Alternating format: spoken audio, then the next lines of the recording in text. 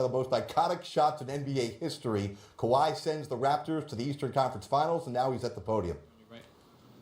Can you take us through the final shot from when you caught the ball and you're maybe looking for a spot to get the shot off, and then you released it high? I assume to get the ball over Embiid, but maybe give it a softer bounce on the rim. I don't know. Can you just take us through your thinking on that final play? We ran a similar play during the Magic series, and I ended up just shooting the ball, and it was probably about like 3 seconds. So I just remember that moment and knowing that I had time to at least pump fake or take a dribble. So, he drew up the play again tonight, and it was 4 seconds left, and I believe that, like I said, remembering that moment, I knew I had some time to try to get some space rather than just catch and shoot the ball. But I ended up catching it, just trying to get to a space so I get the shot off. Like you said, and B was guarding me. He's taller, longer than me, so end up finding a spot that I that I work on. I end up getting to a spot, and I just knew I had to shoot it high. A couple possessions before that, I had the same kind of shot from 3. It ended up coming short, and I just thought I had to put it up even higher than that, and end up getting a soft touch and going in.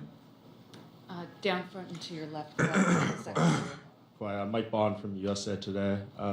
39 field goal attempts tonight. Can you just talk about your mentality coming in here and just putting up that many shots? I knew it was Game 7, and I didn't want to leave no shots in my mind. I just wanted to go out and leave it all on the floor. This could have been my last game for the season, and I would have had to wait 4 months to put another shot up in a game. So I was gonna leave it all out on the floor tonight and not worry about makes or misses, and still just try to will us to a win or just get to my spots. I go to Dave, who's standing up and to your right, Kawhi. Kawhi, David Quinlan, ESPN. After the way things ended for you last season in San Antonio, how satisfying has this postseason run been playing for the Raptors? It's been great, but after the regular season was over, I was pretty much proud of myself and what I had accomplished throughout the regular season. And obviously going into the playoffs, everybody's ready to play. This team is hungry to reach a goal that we've been striving for all year. And just being able to what I went through last year with the injury, and just believing in myself and knowing what I'm feeling, just taking my time, and I was able to get healthy and feel right. Me was feeling good, and I was able to play at the start of the season. We're going to go to Michael Grange, who's in the back and to your right. Kawhi, Michael Grange from Sportsnet. When you hit that shot, it's kind of bouncing on the rim, and then it goes down, you just get swarmed by your teammates. I mean, what was that experience like, just making it in front of your own bench and being able to share it with those guys? It was great. That's something I never experienced before. Game 7, game-winning shot. So it was, a blessing to just be able to, get to that point and make that shot and feel that moment. And it's something, I could look back on in my career. We'll go to Bruce, who's in the middle there. Bruce Arthur from the Toronto Star, right down the middle here, Kawhi. On a night, that was the first buzzer-beating Game 7 winner in NBA history, so no one had ever felt that before.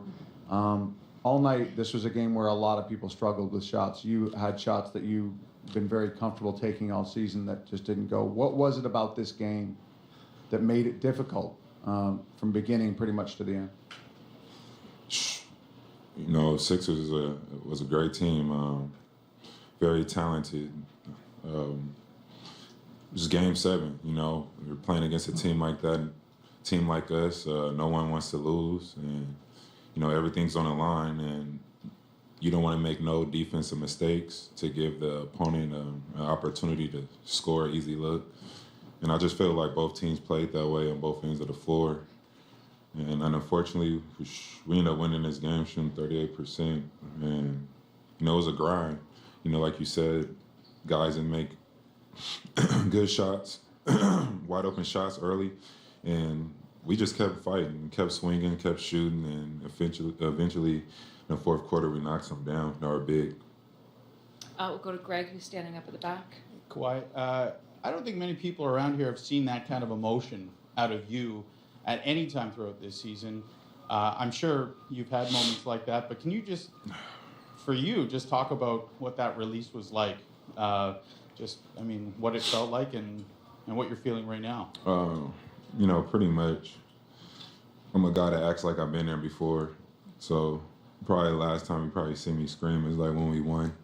So whenever it's like a moment where I haven't really experienced, I'll probably try to give some emotion, show some emotion, and let it just come out. So, you know, tonight was one of those nights. I've never been in that situation before, and like he said, it's the first shot somebody hit a game winner in Game 7. So I just showed emotion, and it was great. It was a great feeling. I'm just happy that we can move on to the next round. We'll go to Sirat, who's standing up and to your right as well. Kawhi. Sirat Sohi, Yahoo Sports. Was there any extra bit of gratification in hitting that shot after missing that free throw? Definitely. You know, I was very mad. I tried to race down and get a rebound. Probably should have sprinted back to give some help on that layup Jimmy made. But after that, I was just like, whatever play he drove up, I'm about to get to my spot and shoot it with confidence. And, you know, things happen for a reason, I guess. And then went down. Last couple questions. Standing up at the back to your left, Kawhi. Kawhi Zarita from EBC Sports Philippines. Can you just touch on what it's like playing in an environment like the Toronto fan base? It was great. You know, we needed them tonight. You know, when we got leads, they screamed defense. We're screaming the whole time. It was amazing. You know, when guys are shooting free throws, they're screaming the loudest they can. It was a fun experience, you know. They've been great all year. We needed them, man. You know, that's what we fought for all year, is getting that Game 7, you know, at home, if we get to that point. And, you know, tonight they were big for us.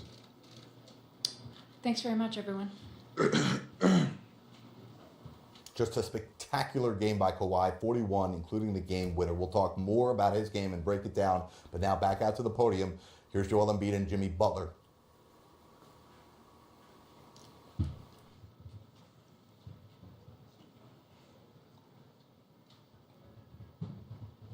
Jimmy, right here down to your left, Mike Bond of USA Today.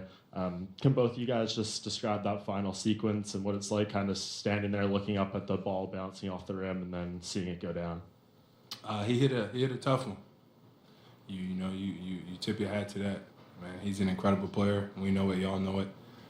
Ain't too much more you can say about it. Joel, back here, Joseph Kashar with the score.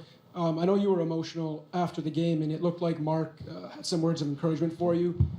I don't know if you want to share what those words were, but just how important was that for you to have a veteran big man kind of take you aside like that? Mark has a lot of class.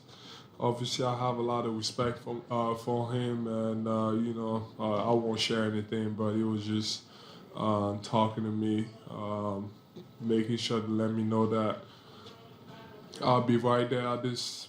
I'll be right there at this moment and further in my career. Yes, I have a lot of respect for him, and he's a great guy. Well, Yaron White's been Bleacher Report. To your right. You were showing a lot of emotion there. Just able to take us through what you were thinking and what was going through your mind. I can't hear. You were showing a lot of emotion there. Are you able to take us through what you were thinking, what was going through your mind in that moment after the game? I don't know. I mean, I don't know. Game 7, losing the game that way. You know, last shot